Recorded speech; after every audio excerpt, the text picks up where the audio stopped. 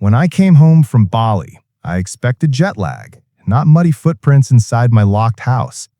My furniture was moved, my mail touched, and on my fridge, a sticky note from the HOA president saying routine inspection, nothing to worry about.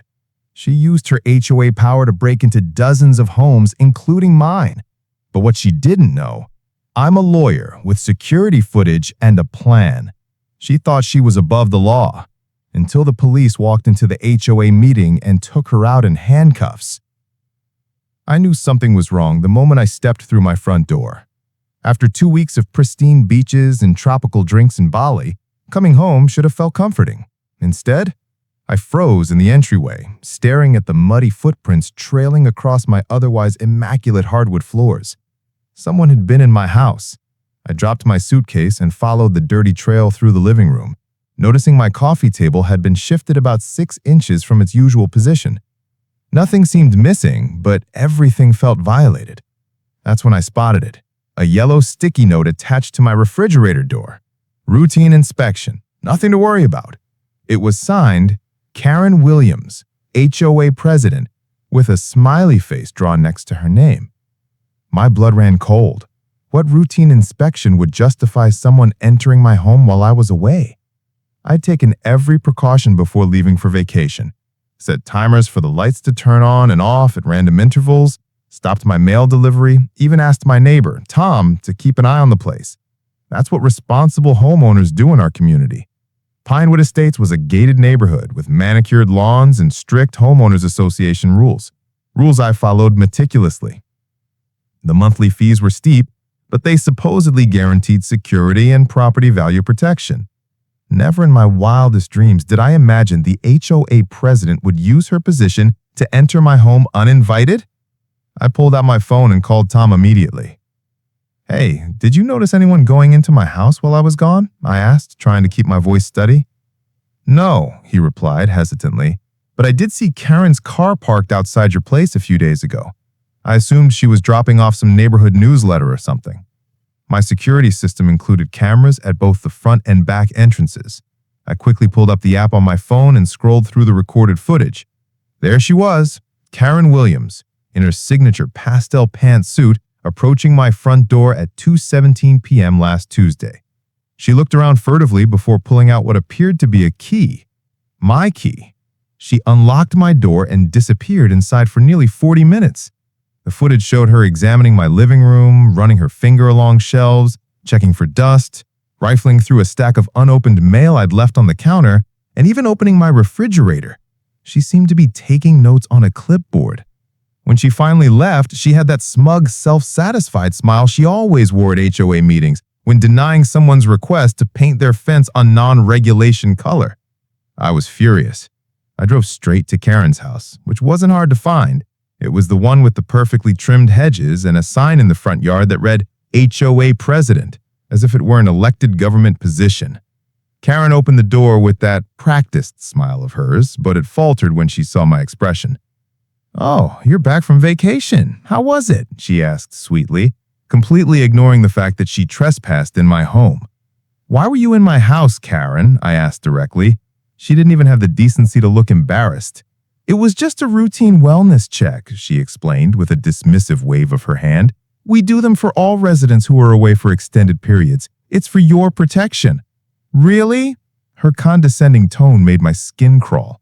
"Where exactly in the HOA bylaws does it mention these wellness checks?" I asked. Karen's smile tightened. "It's an unwritten policy. As president, I have certain discretionary powers to ensure community standards are maintained." Something didn't add up. I'd read the HOA agreement thoroughly before purchasing my home. I'm an attorney after all. There was nothing about entering properties without permission except in cases of emergencies like water leaks or fires. I decided to do some digging. Over the next few days, I spoke with other homeowners in the community. What I discovered was disturbing. Several residents admitted that they'd returned from trips to find things slightly moved in their homes, but chalked it up to their own forgetfulness. Others had seen Karen prowling around homes when owners were away, but were too intimidated to question her. Martin, from 3 doors down, finally confessed. "She came into my house when I was in the hospital last year, said she needed to make sure I wasn't violating any codes while I was gone. What was I going to do? She's threatened to fine people for having their garbage cans out 10 minutes too long.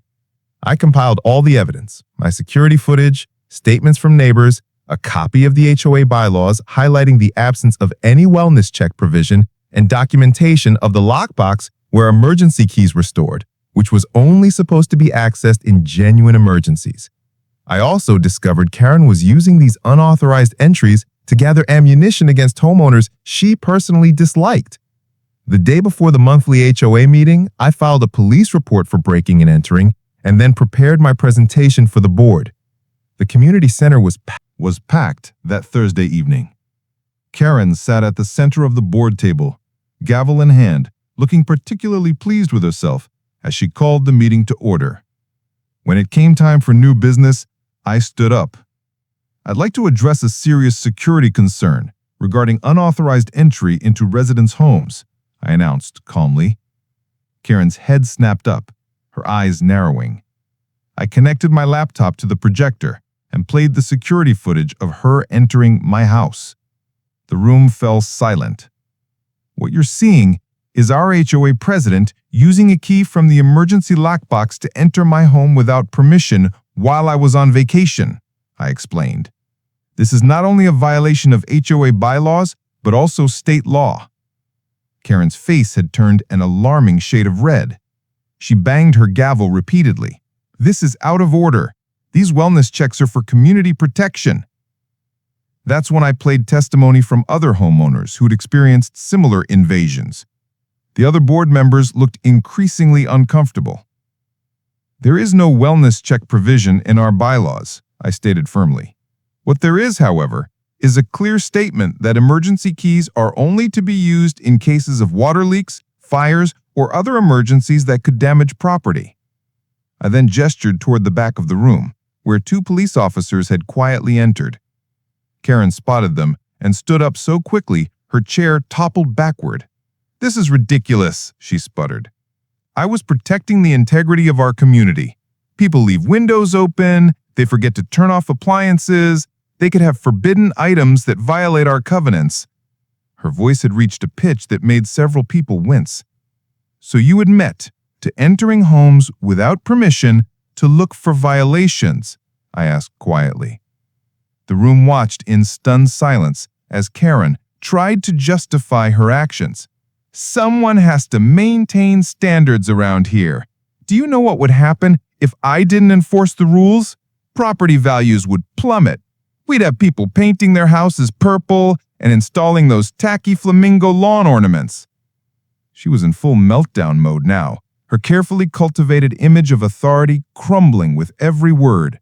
"And you," she pointed at me accusingly, "your garbage can was visible from the street last month, and I've seen your blinds don't match the approved color palette." The officer stepped forward as Karen continued her rant. "Mrs. Williams," one of them said firmly, "we need you to come with us. You're being placed under arrest for trespassing, unlawful entry, and abuse of authority." Karen's face shifted from rage to disbelief as the police officer recited her Miranda rights.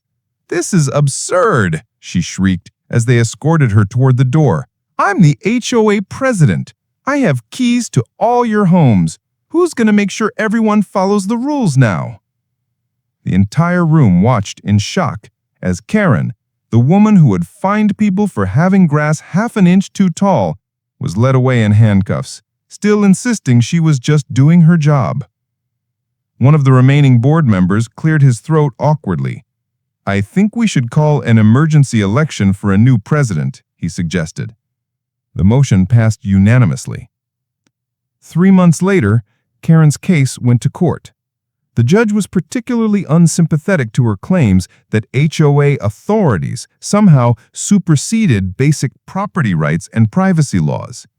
She was sentenced to 18 months in prison for multiple counts of breaking and entering, plus trespassing charges from over a dozen homeowners who came forward after her arrest. She was also ordered to pay $25,000 in fines and restitution to the affected homeowners. When the sentence was announced, Karen's perfectly maintained facade finally cracked completely. But who will make sure everyone follows the rules? She wailed as she was led from the courtroom. Who will protect our property values now? Have you ever had an HOA abuse their power or caught someone violating your privacy in the name of neighborhood standards? Drop your story in the comments. We want to hear it. And don't forget to like this video, subscribe, and hit that bell for more wild HOA justice. Because sometimes karma shows up wearing a badge and reading Miranda rights.